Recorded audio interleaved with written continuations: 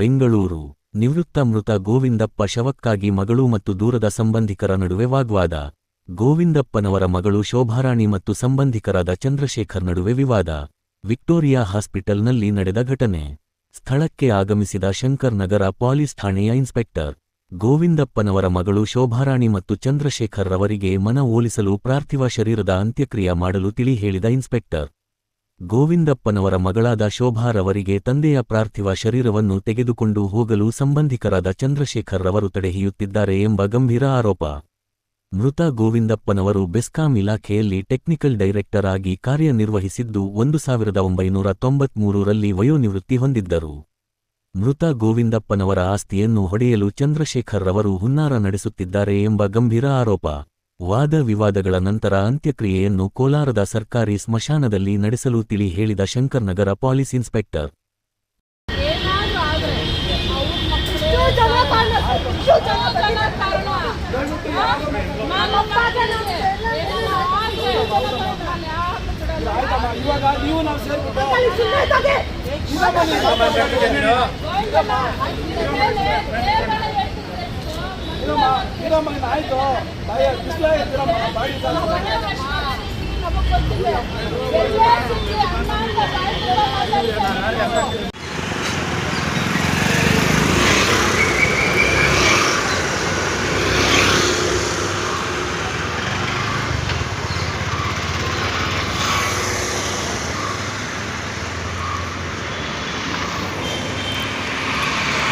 ಅಲ್ಲ ನಾನು ಹೇಳೋದು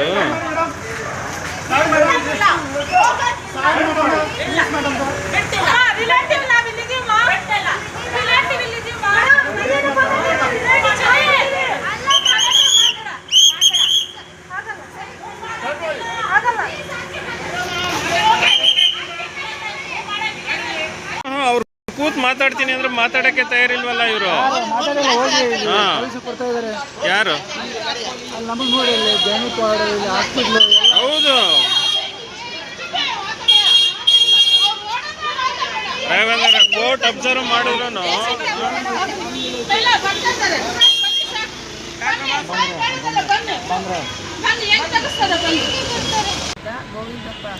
ಗೋವಿಂದಪ್ಪ ಅವರ ಒಬ್ಬಳೇ ಮಗಳಾದ ನಾನು ಶೋಭಾರಾಣಿ ಹೇಳ್ತಾ ಇರೋದು. ನಾನು ಎಲ್ಲರ ಹತ್ರ ಕೇಳ್ಕೊತಾ ಇರೋದಷ್ಟೇ, ನಮ್ಮ ತಂದೆದ ಅಂತ್ಯ ಸಂಸ್ಕಾರನ ನಾನೇ ಮಾಡಬೇಕು, ನನಗೆ ಒಪ್ಪಿಸ್ಕೊಡಿ ಅಂತ ಎಲ್ಲ ಕಡೆಯೂ ಕೇಳ್ಕೊತಿದ್ದೀನಿ. ಪೊಲೀಸ್ನವ್ರು ಸಹ ಕೇಳ್ಕೊತಾ ಇದ್ದೀನಿ. ಆದರೆ ಚಂದ್ರಶೇಖರ್ ಅನ್ನೋರು ನಮ್ಗೆ ತುಂಬ ಹಿಂಸೆ ಕೊಟ್ಟು ಎಲ್ಲದಕ್ಕೂ ತಡೆ ಒಡ್ತಾ ಇದ್ದಾನೆ. ಇಲ್ಲಿ ಮಾರ್ಚಲ್ಲಿ ಇಲ್ಲಿ ಕಾಯ್ಕೊಂಡು ಕೂತಿದ್ದೀವಿ ನಾವು. ಯಾರು ಇನ್ನೂ ಒಬ್ಬರು ಪೊಲೀಸ್ನವ್ರು ಸಹ ಬಂದು ಏನೂ ತೀರ್ಮಾನ ಮಾಡಿಲ್ಲ. ನಿನ್ನೆ ಮಧ್ಯಾಹ್ನ ತೀರೋಗಿರೋದು ನಮ್ಮ ತಂದೆ ರಂಗದೋರೆ ಹಾಸ್ಪಿಟ್ಲಲ್ಲಿ. ಏನೂ ಪ್ರಯೋಜನ ಆಗ್ತಾಯಿಲ್ಲ. ಇಲ್ಲೇ ವೆಯ್ಟ್ ಮಾಡ್ತಾಯಿದ್ದೀವಿ, ಬೆಳಗ್ಗೆಯಿಂದಲೂ ವೆಯ್ಟ್ ಮಾಡ್ತಾಯಿದ್ದೀವಿ, ನಿನ್ನೆಯಿಂದ ವೆಯ್ಟ್ ಮಾಡ್ತಾಯಿದ್ದೀನಿ. ನಾನು ಚಂದ್ರಶೇಖರ್ ತುಂಬ ಹಿಂಸೆ ಕೊಟ್ಟಿದ್ದಾನೆ ನನಗೆ. ಮನೆ ಹತ್ರ ಹೋದಾಗಲೂ ತುಂಬ ಪ್ರಾಬ್ಲಮ್ ಮಾಡ್ತಿದ್ದ. ನಮ್ಮ ತಂದೆಯವ್ರು ನೋಡೋಕ್ಕೆ ಹೋದಾಗ ಬೀಗಗಳನ್ನೆಲ್ಲ ಚೇಂಜ್ ಮಾಡಿಸೋನು, ಗಲಾಟೆ ಮಾಡಿಸೋನು ಟೆನ್ನಿನ್ಸ್ಗಳ ಕಡೆಯಿಂದ. ಇವಾಗ ಈ ಥರ ತೊಂದರೆ ಕೊಡ್ತೀನಿ. ದಯವಿಟ್ಟು ನನಗೆ ನ್ಯಾಯ ದೊರಕಿಸ್ಕೊಡಿ. ನಮ್ಮ ತಂದೆದ ಅಂತ್ಯ ಸಂಸ್ಕಾರ ನಾನೇ ಮಾಡಬೇಕು, ನನಗೆ ದೊರಕಿಸ್ಕೊಡಿ. ಇಷ್ಟೇ ನಾನು ಕೇಳ್ಕೊತಾ ಇರೋದು ಅಂತ. ನಾವು ಗೋವಿಂದಪ್ಪನವರ ಅಕ್ಕನ ಮಗನ ಹೆಂಡತಿ. ನಾವು ಎಷ್ಟೇ ಮಾಹಿತಿ ಕೇಳಿದ್ರು ರಂಗದೊರೆಯವರು ಯಾವುದೇ ನಮಗೆ ಮಾಹಿತಿ ಕೊಡದೆ ಚಂದ್ರು ಅನ್ನೋರಿಗೆ ಥರ್ಡ್ ಪರ್ಸನ್ ಅನ್ನೋರಿಗೆ ಎಲ್ಲ ಪ್ರತಿಯೊಂದು ಇದು ಮಾಡಿಕೊಟ್ರು.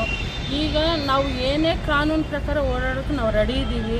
ನಿನ್ನೆ ತುಂಬ ದೌರ್ಜನ್ಯ ಮಾಡಿ ನನ್ನ ಮಕ್ಕಳಿಗೆ ಮ್ಯಾನ್ ಹ್ಯಾಂಡ್ಲಿಂಗ್ ಮಾಡಿ ಎಳೆದಾಡಿ ಅದು ಶವನ ಎತ್ಕೊಂಡವ್ರಿಗೆ ಎಷ್ಟು ಒಂದು 20 ಜನ ಕೋಲಾರಿಂದ ಕರ್ಕೊಂಡ್ಬಂದು ಪ್ರತಿಯೊಂದು ಇದು ಮಾಡಿದರು, ನಮಗೆ ತೊಂದರೆ ಕೊಟ್ಟರು. ಪೊಲೀಸವ್ರ ಮುಖಾಂತರ ಹೋದರೂ ನಮ್ಗೆ ಯಾವುದೂ ಪ್ರಯೋಜನ ಆಗ್ತಿಲ್ಲ.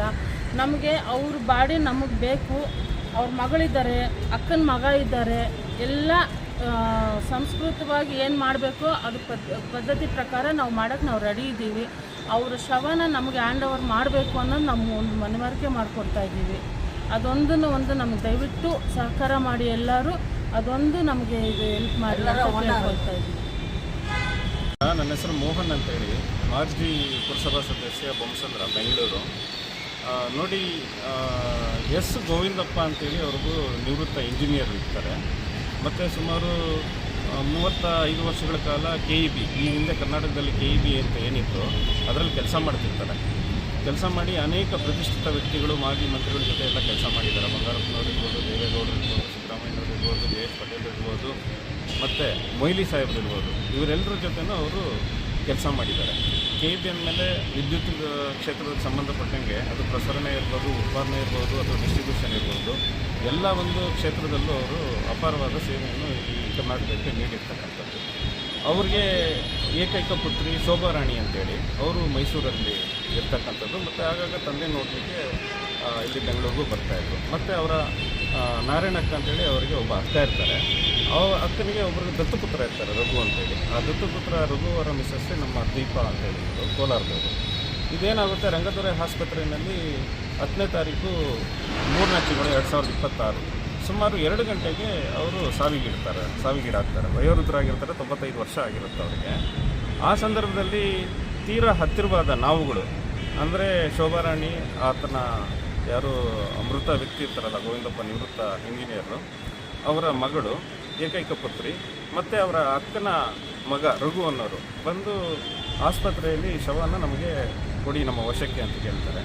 ಆದರೆ ಅವರು ನಿರಾಕರಿಸ್ತಾರೆ. ಯಾರು ಕೋರ್ಟ್ ಆರ್ಡರ್ ಇದ್ದರೂ ಕೂಡ ಯಾರು ನಮ್ಮ ರಂಗದೊರೆ ಆಸ್ಪತ್ರೆ ಶಂಕರಪುರಂ ಅಂತೇಳಿ ಚಾಮರಾಜಪೇಟೆಯಲ್ಲಿ ಅವರು ನಿರಾಕರಿಸ್ತಾರೆ. ಆನಂತರ ನಾವು ಪೊಲೀಸನ್ನ ಅಪ್ರೋಚ್ ಮಾಡ್ತೇವೆ. ಪೊಲೀಸರು ಏನು ಮಾಡ್ತಾರೆ, ಇಲ್ಲಿ 2 ಗುಂಪಿದೆ, ನಾವೇನು ಡಿಸೈಡ್ ಮಾಡಲಿಕ್ಕಾಗೋದಿಲ್ಲ. DNA ಟೆಸ್ಟ್ ಆದ ನಂತರ ನಾವು ನಿಮಗೆ ಯಾರಿಗೆ ಶವನ ಯಾರು ಸುಪರ್ದಿಗೆ ಕೊಡಬೇಕು ಅಂತೇಳಿ ನಾವು ಡಿಸೈಡ್ ಮಾಡ್ತೀವಿ ಅಂತೇಳಿ ಸುಮಾರು ರಾತ್ರಿ 9:15 ಗಂಟೆಯಲ್ಲಿ, ಅಂದರೆ 10ನೇ ತಾರೀಕು ಮಂಗಳವಾರ ರಾತ್ರಿ ಸುಮಾರು 10 ಗಂಟೆ ಆಗಿರ್ತದೆ.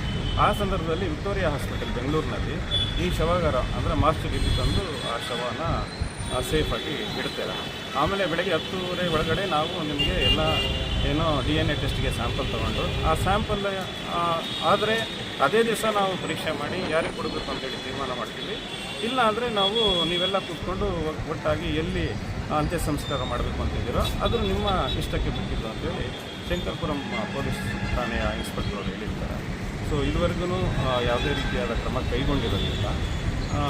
ಇದ್ರ ಬಗ್ಗೆ ನಾವು ಏನು ಶೋಭಾರಾಣಿ ಏನಿದ್ದಾರೆ, ಇವರು ಸ್ವಂತ ಮಗಳಾಗಿರೋದ್ರಿಂದ ಅವರಿಗೆ ಮತ್ತು ಅವರ ಅಕ್ಕನ ದತ್ತುಪುತ್ರ ರಘು ಅವರಿದ್ದಾರಲ್ಲ, ಅವ್ರ ವಶಕ್ಕೆ ಶವಾನ್ ಕೊಡಬೇಕು. ಈ 95 ವರ್ಷ ವಯೋವೃದ್ಧರಾಗಿ ವಯೋಸಹಜ ಕಾಯಿಲೆಯಿಂದ ತೀರೋಗ್ತಾರಲ್ಲ, ಅವರ ಒಂದು ಶವನ್ ನಾವು ಕೊಡಬೇಕು ಅಂತೇಳಿ ನಾವು ಪೊಲೀಸರಿಗೆ ಕೇಳ್ಕೊಳ್ತಾ ಇದ್ದೇವೆ.